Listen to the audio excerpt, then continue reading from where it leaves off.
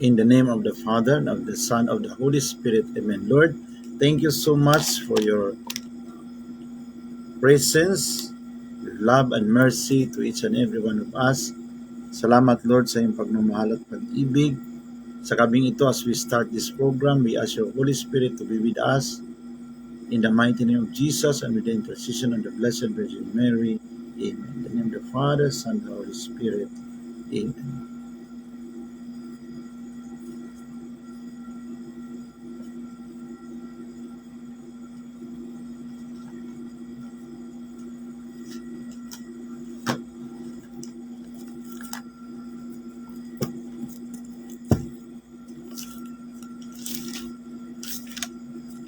The reading of the Gospel according to John.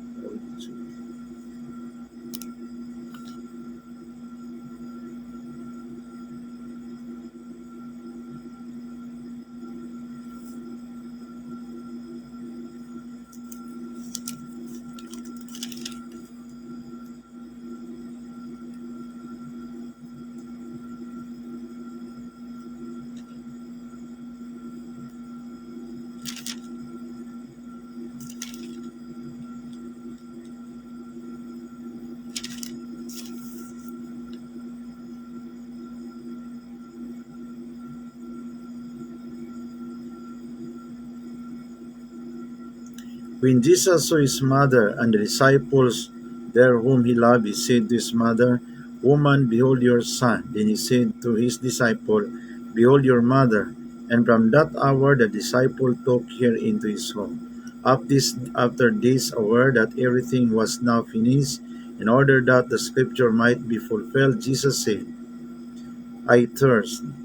There was a vessel filled with common wine, so they put a sponge soaked in wine on a spring of hyssop and put it up on his mouth. When Jesus had taken the wine, he said, It is finished, and now, bowing his head, he handed over his spirit. Brothers and sisters, the gospel of our salvation. Praise be to you, O Lord Jesus Christ. Magandang gabi po sa ating mga panauhin ngayon. Sister Ruji Riston, good evening. Brother Nui, watching from Basilan, Santa Clara, Lamitan. God bless, Brother Ruji. And Sister Erlinda Feld. Kumusta ka na, Sir Erlinda? Medyo matagal tayong hindi nagkita, long time no see. And ako din, matagal akong nag-ikot sa Mindanao. Hindi lang Mindanao, pati Visayas, no? And I'm moving from one place to another, and then this last night lang nakapagbalik sa Manila, and bukas I have a talk in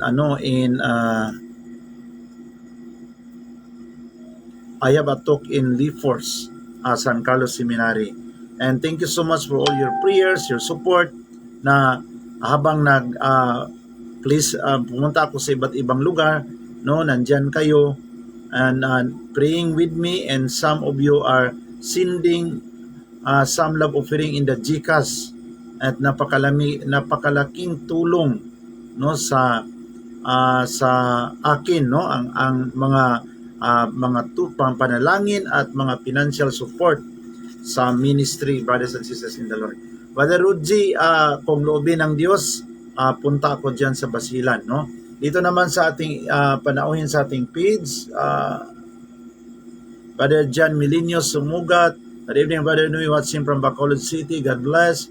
Brother Sister Bisel Siruso Kanyada. Magandang gabi, sir. And then Sister Jamin Moraldi Amora, Brother John Milenio, Brother John, Brother Austin. Magandang gabi, Brother Romulo.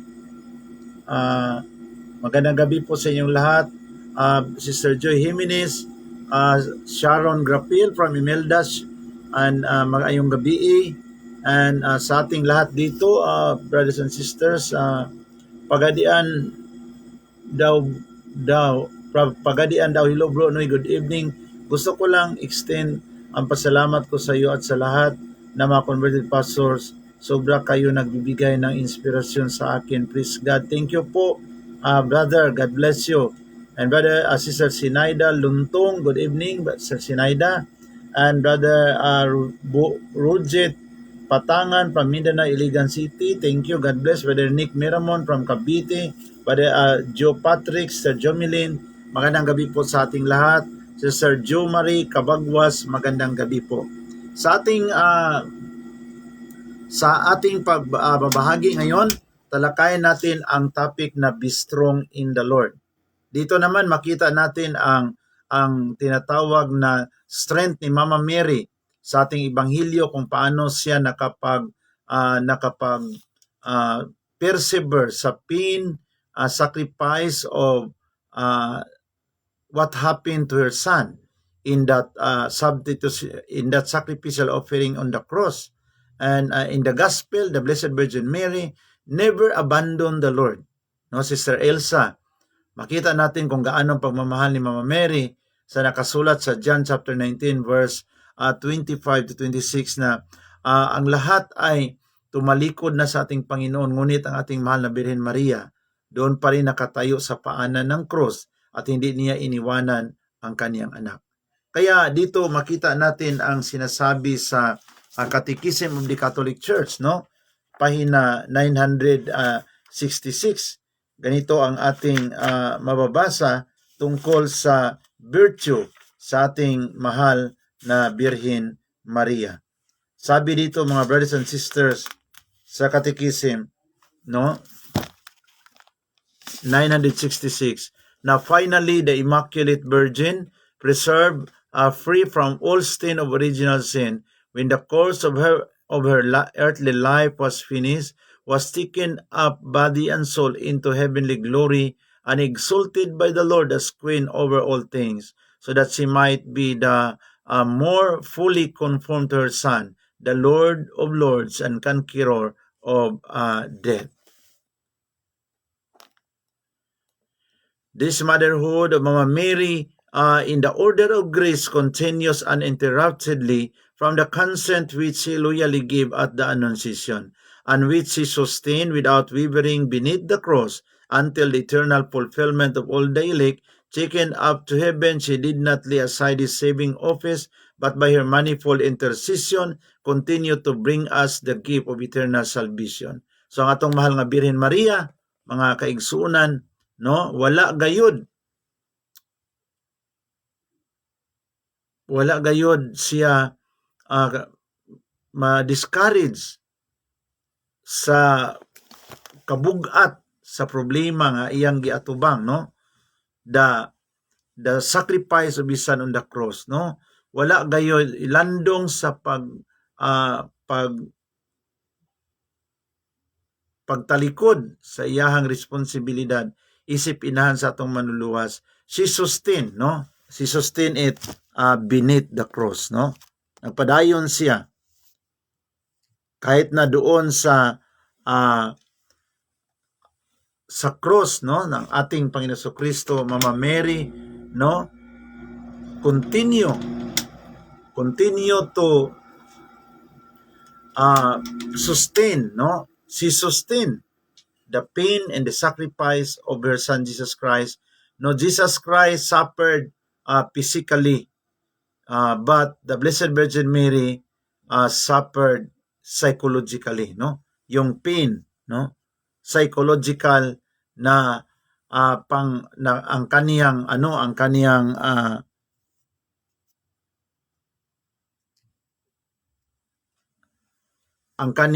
suffering, hindi niya ito iniiwasan, hindi niya tinatalikuran ang kaniyang responsibilidad as the mother of our Savior, but until beneath the cross, Mama Mary sustained without wavering to her consent which she loyally gave at the Annunciation. Ang iyang pag-uyon sa plano sa Dios sa kinabuhi sa atong mahal nga Birhen Maria. Sa atong pagpadayon, mga kaigsunan, ato ang tubagon kay dili man kumudugay kay nakoy ugma sa Lee Force Chapel sa San Carlos Seminary, no, adjacent San Carlos Seminary sa Guadalupe. So hindi ako magtagal, but sagutin natin ang mga tanong para mabigyan natin ng pagpapalaga sa ating mga brothers and sisters in the Lord. Brad, naluoy ko sa nimo. Bisaya ni siya, no? Naluoy ko nimo, klaro kaayo sa Lucas 14:16 nga si Kristo misimba gayod sa adlawng igpapahulay. Wala gyud in town siya mosimba sa Domingo.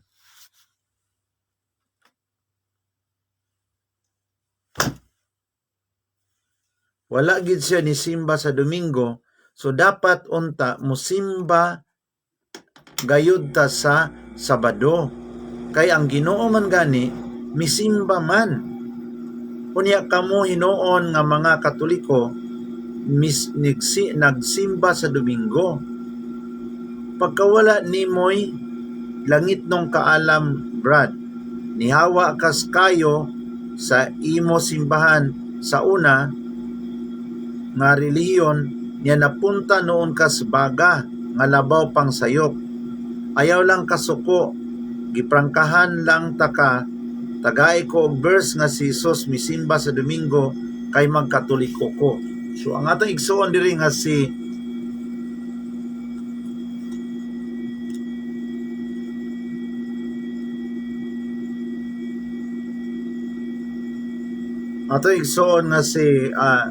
Elmer, no? Brad Elmer, naapa ka diha? Paminaw pagaya ning imuhang giingon, Brother Elmer, ha? Nga nag-challenge ka nga nisimba bagya na ba kay mabasang verse nga si Jesus nisimba sa Domingo, no? Unya imong gigamit ang Luke 4:16 na si Kristo misulod gayod sa sinagoga o misimba sa adlawng ipapahulay, no? So kining ato igsuon, mga igsuon is an Adventist, no? He tried to prove based on Luke 4:16 that Jesus worshiped the Sabbath, no? So ngayon, brothers and sisters in the Lord, if this is the argument of our Brother Elmer, no, na isang viewer natin na Jesus Christ worship the Sabbath, ang ating ngayong tanong, mga brothers and sisters, sino ang makapangyarihan, Brother Elmer? Sino ang makapangyarihan, Brother Elmer? Si Jesus o ang Sabbath? Kasi parang ipalabas natin sa ating mga kapatid na Seventh-day Adventist na even Jesus worship Sabbath, no? According to Luke 4:16. So para bang sa Bisaya, nganong mahadlok man ka, bakit takot si Jesus sa Sabbath? Di ba sabi ni Jesus na ang masunod hindi ang Sabbath, ang masunod ang anak sa tao, kung anong gawin sa Sabat. Para bang ipalabas natin na sa ating mga kapatid na Seventh-day Adventist, no, iwan ko itong ating kapatid na yung term niya mali na eh. Nisimba si Jesus sa adlaw ipapahulay. Niya kamo noong mga Katoliko nagsimba sa Domingo. Wala man ta magsimba sa Domingo, nagsimba ta sa Ginoo, no? Nagsimba ta sa Ginoo sa adlawng Domingo. Wa ta magsimba sa Domingo, mga igsuon. Di ba? Wala ta magsimba sa Domingo. Nagsimba ta sa Ginoo. No? We worship God on Sundays, pero itong sa kanila, no, na wa gyud in town siya mosimba sa Domingo. Klaro kay nga nisimba siya sa Sabado. Mura na noon og Dios ang Sabado ni Kristo. Imagine ka, nisimba gud si Kristo sa Sabado. Mabita na nga ang Seventh-day Adventist Church, simbahan sa Sabado, simbahan sa adlawng igpapahulay.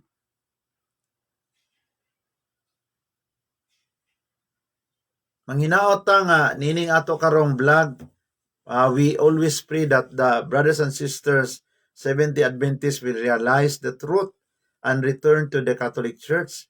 Because frankly speaking, that is a very problematic argument na si Kristo nisimba sa Domingo. Di ba? Klaruha sa nang imong theology, Brother Elmer. Kisa may Ginoo ani, ang Sabado o si Kristo ang adlaw ipapahulay? Kay mura man ni gitawag nato, ay ingon ani ba? Ang nahitabo, mga igsoon, what happened is that parang ipalabas natin na dapat si Jesus ay obligado na gawin niya ang lahat ng mga tuntunin sa Sabat. Bakit ganun ang mga argumento natin, mga kapatid nating SDA? No? Na parang gusto natin na si Jesus ay magiging obedience to the Sabbath. Bakit ganun ang ano natin? Parang nagbalik parang Diyos na si Sabbath. Kaya yung pagsabi 70 Adventist Church, parang ang linilip up natin, brothers and sisters, is not Jesus, but the Sabbath. So sa name pa lang daan sa mga 70 Adventist, mga brothers and sisters, they are not Christ-centered, they are Sabbath-centered, di ba? 70 Adventist Church. Walang nakasulat na pangalan sa Diyos. Ang Sabat ang nakababad. So, Brother Elmer at sa ating mga kapatid na 70 Adventist, sana makarealize tayo, no? Sa katotohanan, hindi kayo Christ-centered. Sabat-centered kayo sa simbahan pa lang. Sa pangalan pa lang sa simbahan, you are not Christ-centered, you are Sabat-centered. Kaya sa argumento mo dito na Luke 14:16, bisan pa si Kristo misimba sa adlang ipapahulay. Grabe kaluoy gyud. Mas gihigugma pa nila Sister Bibi, Brother Marvin, ang Sabado kaysa atong Ginoo. They love Sabbath more than Jesus. And that is how the New Testament, the flow of the New Testament, na ang mga Sabbath keeper, mas mahal pa nila ang Sabado kaysa ating Panginoon Kristo. Kaya tinutugis nila di ba? Sa Luke chapter 6, Mark chapter 6, Matthew chapter 12, John chapter 5, tinutugis nila si Kristo kasi linabag mo ang Sabat. In other words, mas mahal pa namin ang Sabado kaysa iyo. Mas mahal pa namin ang Sabat kaysa iyo. No?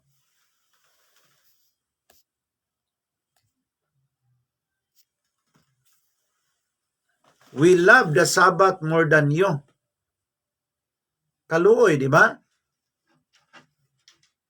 So, yung mga Catholic na nagiging Adventist, sana magbalik na tayo sa katotohanan sa simbahang Katoliko. Kasi ang pinaglalaruan dyan, ang isip lang natin ang pinaglalaruan sa mga false prophet. They are just playing our mind. Ang isip lang natin ang pinaglalaruan, no?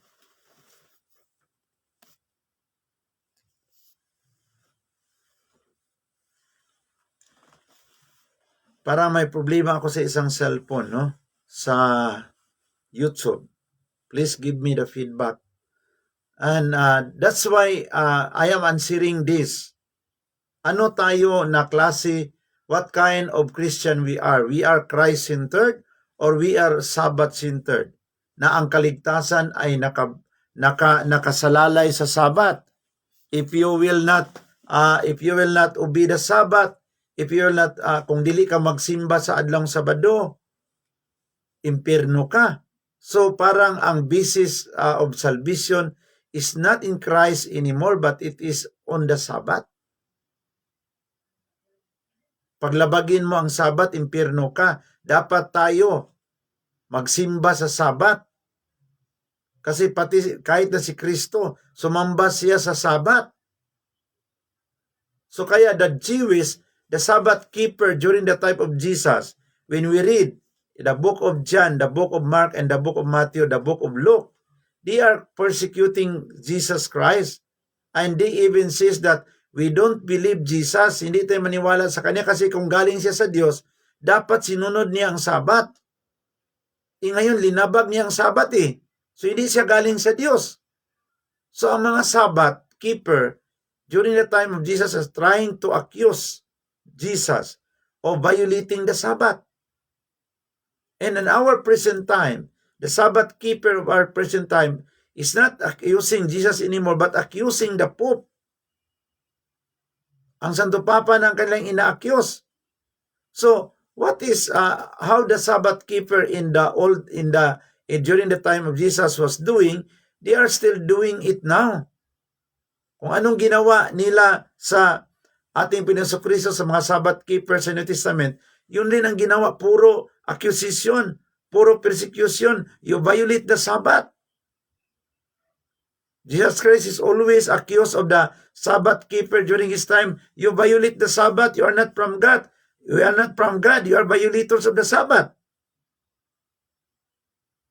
Ngayon, anong ibig sabihin nito sa assessment sa ating kapatid, brothers and sisters, na kahit si Kristo sumamba sa araw ng Sabat, ibig sabihin na ang Sabat pala parang mas makapangyarihan pa kaysa ating Panginoon Kristo. Ano bang klase itong doktrina? Diba? Kaya sana magising tayo. Paliw lang yun. Sa aking 1 month na dialogue, hindi naman araw-araw dialogue mga kapatid, no? Sa aking mga meron ako nakadialogue na sabadista. Yun ang kaniyang argument. Pag linabag mo ang Sabat, impyerno ka. Pag kinain mo ang baboy, impyerno ka. Pagpunta mo naman doon sa born again, no? Ang kanilang emphasis, pag hindi ka mag-born again, impyerno ka. Kung ang Adventist naman magsalita, kahit pa born again ka, linabag mo ang Sabat, impyerno ka pa rin. Pagpunta mo sa born again, ang sabi sa aking kausap na hindi lahat na born again na kasi maraming born again mabait. Yun lang kausap ko sa sa Misamis Occidental. Sabi niya na kahit na ikaw Sabbath keeper ka pa hindi ka nag-born again, impyerno ka pa rin. Mayroon namang isa sabi niya, dapat maniwala ka sa eternal security. Kasi kung hindi ka maniwala na ligtas ka, impyerno ka pa rin. Ang isa naman, dapat tanggapin mo Hebrews 1:1. Tanggapin mo Hebrews 1:1 na si Pastor Apollo Kibuloy is the appointed son of God. Sabi ko, sister, ano bang nangyari sa iyo, sister? Bakit ang sinabi mo dyan sa Hebrews 1 verse 1 to 3, si Apollo Kibuloy ang tinutukoy? Hindi yun si Apollo Kibuloy, si Jesus yun. Hindi, kasi ang argumento niya, anything that referred to Jesus, it referred to Pastor Apollo Kibuloy. So kung ano daw yung mga verse na nagsasalita tungkol kay Jesus, nagsalita daw yung tungkol kay Pastor Apollo Kibuloy. Meron naman akong na-meet na taga Zamboanga del Norte. Ang kanila namang founder si Tatay Pilimon, nandoon sa Dapitan. Ngayon, mayroon namang sumibol na iba na yung Kingdom of Priests sa Dapitan. Yun namang paniwala sa mga kagrupo ni Tatay Pilimon, mga brothers and sisters, ay dapat maniwala ka na basta marami silang mga pinagsasabi na si Tatay Pilimon is the King of Kings. And then nakita ko doon na si Tatay Pilimon pala is namatay na. Unya, si Tatay Pilimon, minister, di ay siya sa una. Nagbasa-basa sa Biblia, nagtukod sa iyahang sikta. Nga Pilipinas kuno may kanang hulilan. Lain po ning iya da. Kinahanglan nakaputi ang tanang membro. Karon ano pinisibol ka ng Kingdom of Priests kay Ginito. no? Ah, ang kaluwasan nag-agad gyapon sa mamimbro sa ilaha. So sa akong mga dialogue, say makatawa ka ba? Unsa naman taon ni sila moadto ka dito sa baptis nga makaigsunan ang kung dili ka magbaptis, dili ka mudawat kay Kristo, dili ka mamimbro sa ilahang wala kay assurance salvation. Pag nimo sa 70 Adventist, kinahanglan kang Sabbath keeper, dili ka mukaugbaboy para sigurado ka sa kaluwasan. Pag nimo sa Iglesia ni Kristo, dapat mutuo ka nga ang kapatid na Felix Manalo is the messenger of the last days. Niya kadto lang mamimbro sa Iglesia ni Kristo ang maluwas. Pag nimo sa Saksing Jehova, sa ako na ni experience no, kinahanglan ka magsaksing Jehova para masigurado imong kaluwasan. Ay. Kung saan naman ninato karon puro naman ni siya angkon-angkon. Mura ba giyuta nga giangkon-angkon. No? Kami tag-iyaan ni. Muna sa akong 1 month bitaw nga kanang dialogue, makatawag ikag dili oras pero gipugnan na nako akong katawa mga igsuon kay murispeto mangyapon ta sa ilaha pero masud lang sa imong hunahuna ba. Pag atubang nimo sa badista, sila ray maluwas. Makatawag ka. Pag-atubang nimo dito sa sa evangelical, sila ray gyapon sakto, sila'y maluwas. Pag-atubang nimo sa Jehovah's Witness, sila ray gyapon maluwas. Sunod adlaw imo na pong ka dialogue Iglesia ni Cristo, sila ray gyapon maluwas. Unsa naman ning kalibutan na karon nga mahal pa kayong bugas. Idagdag pa maning istoryaha. No? So,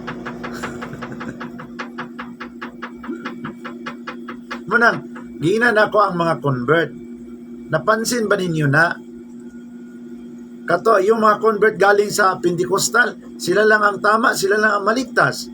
Ang convert na galing sa Jehovah's Witness, sila lang ang tama, sila lang ang maligtas.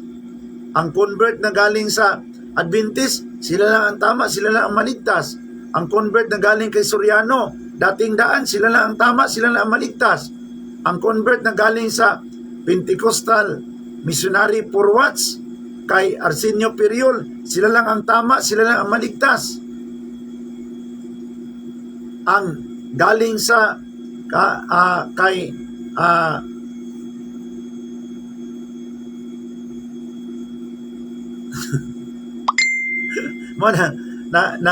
sa ako ang experience in my experience of dialogue, makatawa ka mga igsuon. You can really laugh, no?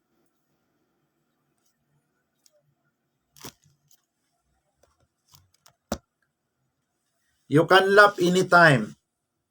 Kasi sabi ko, ano lang kaya kung tipunin ko to sila lahat ba? Sige, magawa tayo ng assembly. Sino talaga ang maliligtas sa inyo? Kasi pag magsalita ang Jehovah's Witness, sila ang maligtas. Pag magsalita ang Baptist, sila lang ang nangaral sa totoong kaligtasan, sila lang ang maligtas. Pagpunta mo sa born again, sila lang ang maligtas. Pagpunta mo sa Pentecostal, sila lang ang maligtas. Pagpunta mo datindahan, sila lang ang maligtas. Ano na ba to? Mayroon ba tayong sinasabi sa Catholic Church na ganoon, mga brothers and sisters? Wala. Kasi para sa atin, we pray for the salvation of all. Hindi tayo ganoon na kami lang ang maligtas, kami lang ang maligtas, kami lang ang maligtas. No? Kaya doon ko nakita ang tinatawag natin na grace. Bakit aking naintindihan, mga brothers and sisters, na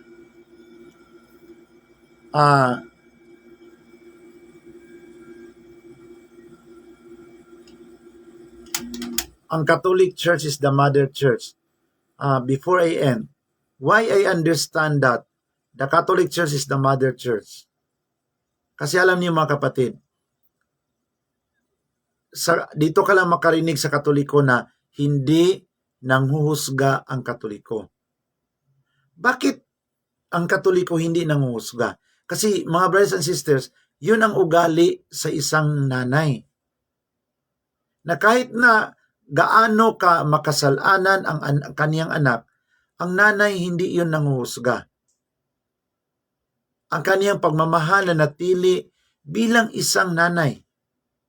Kaya pag dito din sa Catholic Church, pag makinig din sa mga obispo natin, sa mga kaparian, we cannot hear the word na kami lang maligtas, sila maimpyerno.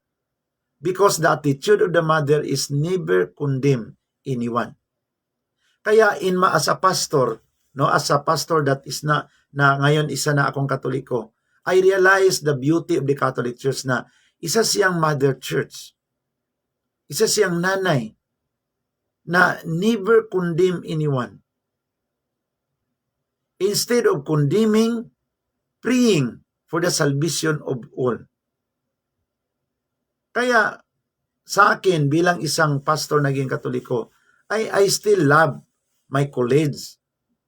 No, makita mo doon pag yung aking pag-ikot sa Pilipinas ngayon na puro dialogue, puro angkin na silang, of course araw-araw iba-iba man ang denominasyon na aking makaharap.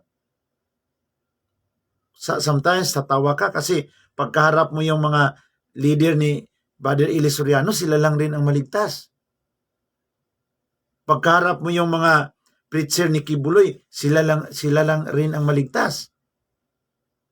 Pagkaharap mo yung mga Jesus Miracle Crusade, mga alipuris ni Wildy Almeida, sila lang rin ang maligtas. Pagkaharap mo ang Adventista, sila lang ang maligtas. Pagkaharap mo ang Iglesia ni Cristo, sila lang ang maligtas. Puro na lang. Imagine ka, ito ang mga major religion sa Pilipinas, puro angkin. Ano pa yung mga bagong mga sikta na naitatag? Angkinan isa't isa. Kaya kung tayo Katoliko, tayo na may wisdom, no, from the Lord, ma-observe natin na talagang peak talaga ito sila, mga false prophet talaga. Kasi imagine ka, puro sila nag-angkin-angkin, kami lang ang maligtas, kami lang ang maligtas, kami lang ang maligtas. Ngayon, pareho silang hindi Katoliko. Itong point ha, matawa ka kasi pareho silang hindi Katoliko. Pareho silang nakahawak ng Biblia at pareho silang nagsasabi na ang Biblia lang ang authority. So bakit kung sinasabi na ang Bible lang ang authority, brothers and sisters, is bakit hindi sila magkaintindihan? Di ba the Holy Spirit will give us wisdom if we will discern, no, kung ating pagnilayan, paano ito magiging sila ang totoo? Hindi nga nagsabi ang Katoliko na kami lang ang maligtas, na ito ang pinakaunang simbahan, ito ang pinakalumang simbahan, ito ang pinakaunang simbahan. Hindi nga nagsabi ang simbahang Katoliko, di ba?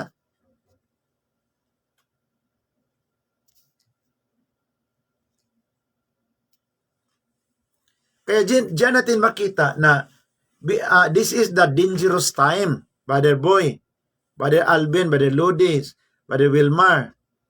Dangerous time ngayon. Bakit? Masika, itong trabaho ko mga brothers and sisters, wala naman akong ibang trabaho, puro dialogue. Hindi lang tawag dito sa Messenger, tawag sa Facebook. Ang iba, hindi na natin ma-entertain sa sobrang busy. Kasi hindi naman tayo computer na mayroon tayong kinakausap, dinadialog, masagot natin ang mga tawag sa ibang telepono. Hindi naman ako ganun kasi kung mayroon akong dialog na isang pastor o isang grupo, hindi ako sumasagot sa telepono kasi kailangan mo ang focus, mga brothers and sisters. No? So yung nakita ko ang puro angkinan, diyan ka talaga makakita na talagang hindi ito sila ang original na simbahan. Kami lang ang nagturo sa katotohanan. Kami lang ang biblical. O, tingnan mo itong isang tanong. Dito. Mr. Dura. Kani mong mga igsoon, basta gani, tawag ko na gani kag Mr. Dura, no? Naana siya kasuko. Mr. Dura Unuy. O. Naana siya kasuko. Ano? Parehara ko na ba de Ruel, pag ang imo ganing girlfriend o o imong boyfriend, wala na nasuko nimo, Brother Rini, kung wala na nasuko nimo, Brother Rini, kung sa may tawag sa imong asawa nimo, Rin, honey, mo ni tawag sa imong asawa. Pero kung naaga ni kasuko nimo, ibundak imong ngalan, hoy Rini, hoy Rowel, ano siya, hoy Jumilin, pag masuko, pag may galit ang bana mo, hindi ka na tawaging love, sweetheart, ipabundak yung pangalan mo, Jumilin. Di ba, ana? Hoy, Sinaida. Ano na siya, basta mayroong galit. Pero kung hindi yun galit ang minamahal mo, pinalambing yun. Ning, Jill. Ano na siya. Kani kay hoy, Mr. Dora. Na siya kasuko. Pero kung magmutana ganyan siya, Brad Nui, kanang iya, tinarong na, wala siya kasuko. Pinabunda ka ni, hoy, Mr. Dora. Nana siya kasuko. Mo na yung punta. Ang Mr. Dora, Bisaya siya, ang tinuod nga simbahan, biblical, ang tanan, gibarugan, ang tanang patukurana, baruganan, biblical. Dili pareha ng Katoliko nga imong dipinsahan, wala biblical nga basihan. Naunsa bitaw nga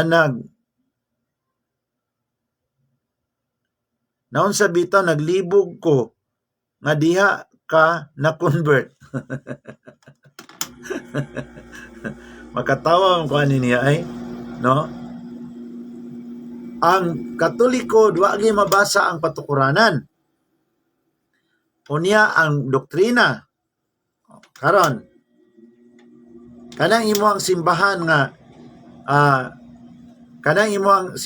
nga Jesus Miracle Crusade. Nabakay mabasa na nga biblical kuman nga si Brother Wildy Almeida gisugo sa Dios nga magtukod og Jesus Miracle Crusade niadtong 1973. Nabatay mabasa biblically speaking, kung niingon ta nga ang Katoliko wala gyoy basihan sa Biblia, ikaw kay Jesus Miracle Crusade man ka, asa man ang biblical kuman nagisugo si Brother Wildy Almeida nga magtukod og Jesus Miracle Crusade? Can you show to us any biblical verse that your founder, Brother Wildy Almeida, is commanded by the Word of God to establish Jesus Miracle Crusade in 1973? Is there any verse in the Bible? If you are asking the justification, no, if you're asking the Catholic Church about this, the biblical foundation and biblical command, no, about the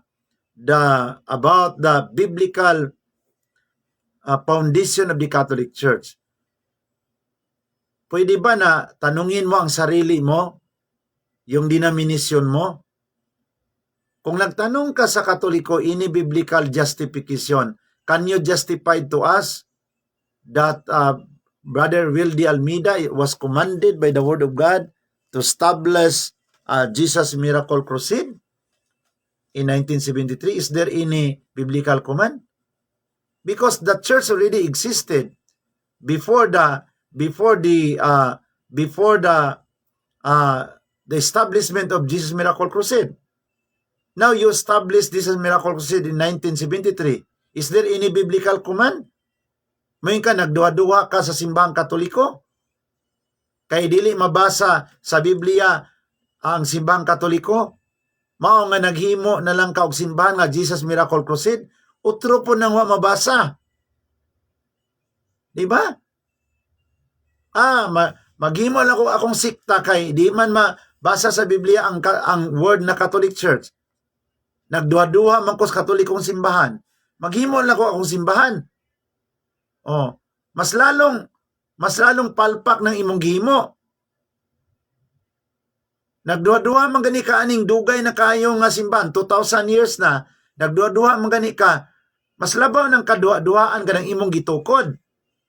If you are doubting the Catholic Church that is already existed for 2,000 years, what you have established is more doubtful than the Catholic Church. If you doubt the biblical validity of the Catholic Church who already existed for 2,000 years, mas doubtful ng imo. Kay naghimo ka og you justify because dili mabasa sa Biblia ang word na Katoliko, naghimo kag imong sikta. Mas lalong palpak ng imong gihimo. Nagduwa ka sa Katoliko, naghimo kag imong sikta. Mas damo ng way klaro ng imo kay ikaw naman o i-founder ana. Naunsa naman ka ay? Mura man taanig, nagdamgo og udto.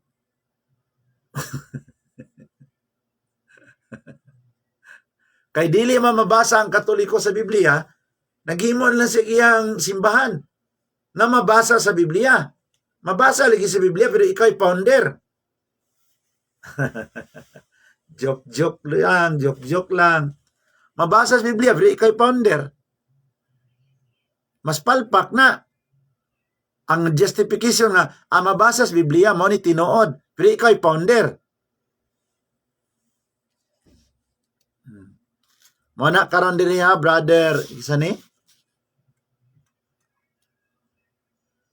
Brother Jano, klaruhan ning imong ingon diri nga ang patukuranan sa Katoliko wala sa Biblia.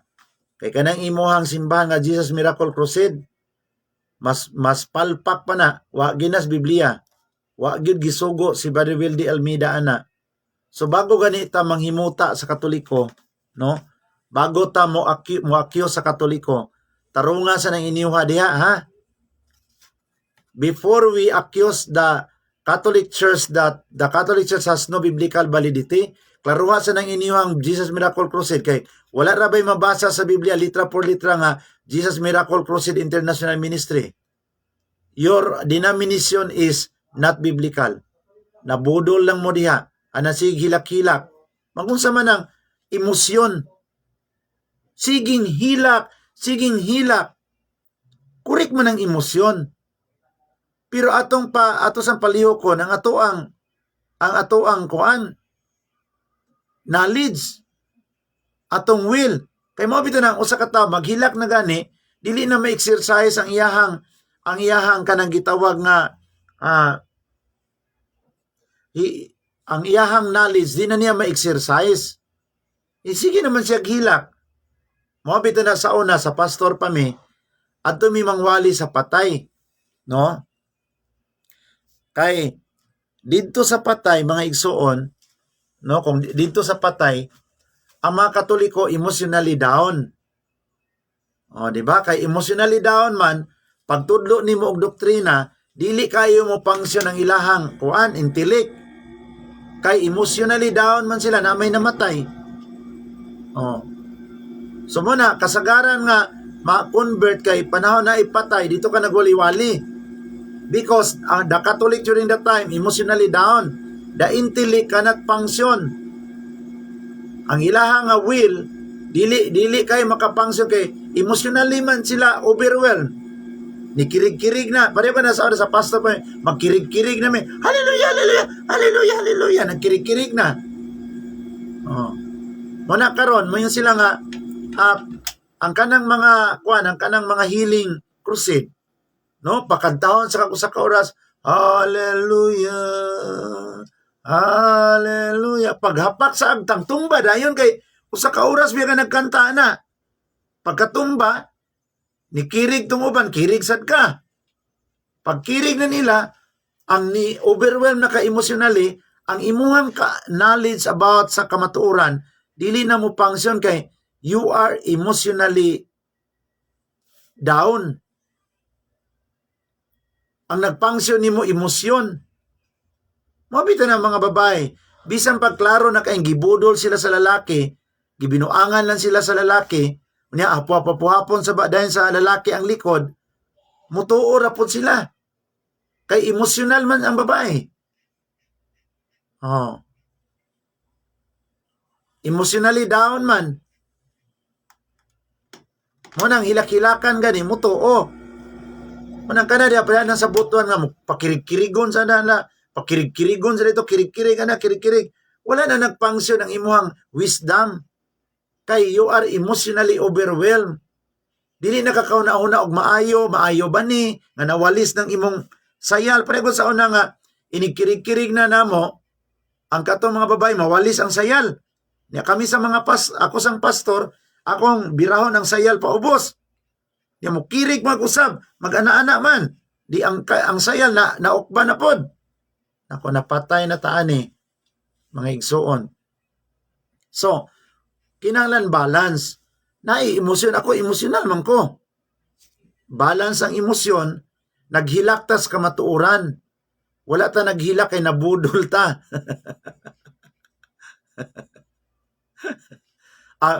Daghang yung na biktima sa una kay nabi ako gift of preaching mga igsuon niya. Mabitaw ako karon nga Katoliko nako, gibalance na ko ang intellect ug ang emosyon. No? Nga musigid ko unsay doctrine. Ya pagkatapos after hearing the truth in the head, mo go down ta paingon sa heart. Pero what is being planted is the truth. Kato sa una sa pastor pa ko, gitamna nimo og mali, no? Wrong ang imong gitanong, imong gitandog ang emosyon. So sa diha nga gitandog nimo ang emosyon, ginamit ang imong talento, ginamit ang imong charism, na imo siyang naubsi sa imuha. Nga tanan isulti nimo sa pastor, musunod siya. No? Naobsis ba? Labi na ang preaching sa mga pastor, tag 2 ka oras, 3 ka oras. Niya, ang mga membro nimo nagtutok ra gyud sa imong naong. Niya kato sa una kay bata pa biya ko. Oh. Na ang imong kagwapo, kuan pa kay ka ng siga pa kay imong kagwapo. So mag-preaching ka og 3 ka oras, imong edad 22. Muna ang mga maminaw nimo, matando gyud ang kasing-kasing. No, kay gawas nga naa kay talent to preach, bata pagyud ka. No, klaro pag imong kagwapo. Nakaron kita diri sa Katoliko kay ang ato mga katikista, mga tiguang na senior citizen. Muna nga ang mga naminaw magduka-duka kay ang ato mga katikista, mga senior citizen. Manang sa ako sa una sa pastor pa ko, ang aking tinitrain na preacher mga bata. No, yung mga bata ba na 15 to 25, kasi kung makinig ka na ang isang 15 to 25 years old is preaching, very attractive, no? Karon ang imuhang preacher senior citizen. Muna nga wala sila masabtan. So when I was a pastor, I used my talent, I used my charism, but I thank the Lord for my conversion. Na ngayon, I'm converted to the Catholic Church, no? I learned how to balance the intellect and the emotion and the human will. No, kayo saygod kung we are very overwhelmed, kirig-kirig na kadiha, wala na makapangsyon ang imong intellect o ang imong human will. No, na-obsess na ka. Pag-ingon ni Pastor Pedro sa kuso na nga, Jesus, tumba ka agad, no? Tumba tanan. Ano man to? Kay gamit na ako ang talent. Na ang mga tao, mas maminaw pa nako, ang usa ka Katoliko nga maminaw sa kong preaching, usa ka adlaw madala gyud nako mga igsuon. Ambot nga to sa una. Basta ang Katoliko maminaw lang og 3 ka oras sa kanang focus lang gyud. Basta magbalik-balik siya, madala gyud nako siya. Na nagpasalamat ko mga igsuon nga na I realize the truth, and now I use my talent, my charism in bringing the souls to the truth. Dili na katong igamit ni imong charism para dadon nimo ang mga kalag ngadto sa kapahamakan. So I thank the Lord for that, na imbis nga dadon nato sila, ilayo nato sila sa mother church, ipagawas nato sila sa mother church, ang charism, ang talent ato nagigamit para pabalikon sila sa mother church. Usay mahibulong gani ko sa dili pa ko motapos mo iso nga ngano man ni Lord nga kaninoong mga false preacher grabe man ka gifted mag-speaker. Niya ang kaninoong mga niya na gyud sa kamatuoran, niya na sa simbahang Katoliko, wala man gyud kuan ka nang wala man gyud sana ka nang lisod nimo masabtan. Usay di ka Doctor of Divinity, no? Doctor of Biblical Languages, dili nimo masabtan. Pagduka pa gani ka, nya kanino ang mga false preacher nga wa man gani naka-eskwela og 2 years, 4 years, no? Pila ra man na kakuan diha tuig ng ilang training, matay mga convincing man kaayo. Pero akong isudyan sa history. Katong panahon ni Arianism, grabe mo yung ka-bright ni Arius, katong nag-preach siya na Jesus is not God, but human, created by God. Si Arius, grabe ka-bright.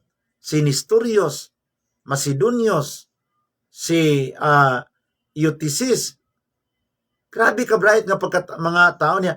Mo ni mga tawanan nga nibangga sa simbahan, nibangga sa kamaturan. Nakuhala. Ang kasagaran gyud sa mga mga false preacher, mga bright kayo, mga eloquent speaker. Si Arius lang sumala sa history. He is a preacher that can move a crowd by his oratory. No?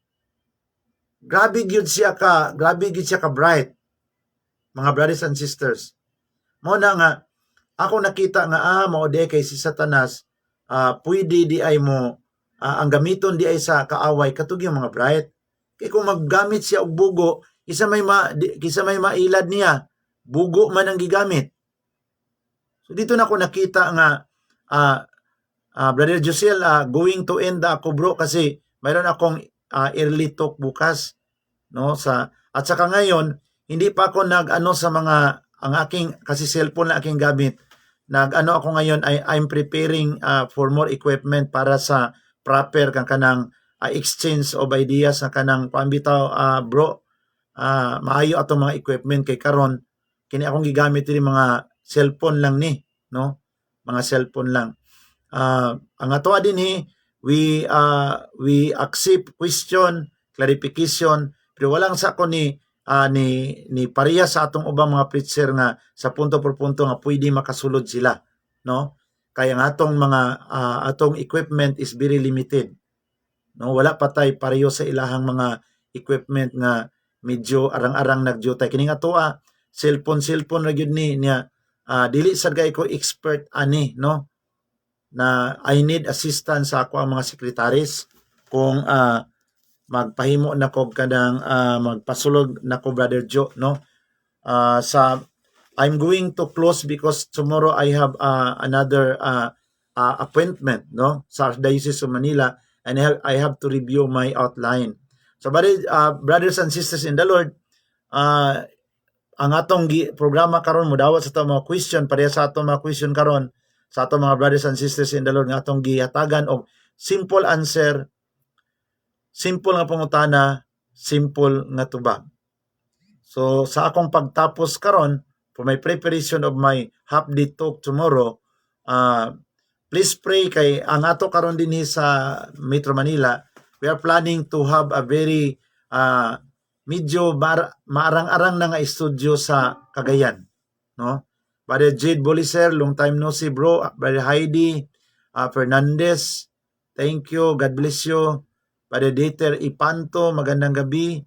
And kung okay na ito mga equipment, gawin na natin yan. Kasi may plano rin ako na yun ang gagawin, pero I need assistance of my secretaries. So God bless you, brothers and sisters, no? I'm going to end this program og sa atong mga contributor karon, Brother Jericho and Brother Ilmer. Padayon lang ta sa pagsusi niya para sa kuha, no? Para sa kuha nga kanang pagka-judgmental murag dili kay murag, no? Dili gid siya advisable kasi sa akong punto nga Ang may katungod nga moingon nga kinsay mapunta sa langit ug sa impyerno ang Ginoo ra gyud. So sa ako ang mga experience sa dialogue sa miaging mga duha ka semana, no, usahay makita lang nato ang pagka-judgmental sa ato mga kaigsunan, no, nga kami ra gyud ang maluwas, pero kita dinhi simbahang Katoliko very beautiful, no, instead of condemning, praying. We pray for the salvation of all as a mother church, no, dili ta mosunod sa attitude sa uban nga kami ray maluwas, ang uban dili maluwas. Nya usay maka hunahuna ka nga moingon ang Jehovah's Witness kami ray maluwas, moingon ang Seventh-day Adventist kami ray maluwas, moingon ang dating daan kami ray maluwas. Unya pareha mong naggunit og Biblia, makaingon ta nga kinsa gid ang tinuod ninyo after all sa mga claims. So ang mga kaigsunan, mga Katoliko nga gitintal karon sa mga laing tinuan, magbantay ta, dili ta magpadala kay ang ato ra gyung hunahuna ang gidula-dulaan. They are playing only our mind. Kanang patuon ka nga luwas na ka, no? Our mind is only, they are just only praying our mind. Kaya sa aking live ngayon, nagpaalam lang ako sa inyo na nandito na ako sa Manila. In the name of the Father, of the Son, of the Holy Spirit. Amen. Lord, thank you so much for the past almost 1 month of visiting different places in Visayas and Mindanao and different dialogues of different denominations that each of them claiming that they are the only one to be saved. Lord, naluoy mi sa ilahang mga pangunahuna, pero ikaw ra gyud Ginoo ang makausab sa ilang hunahuna.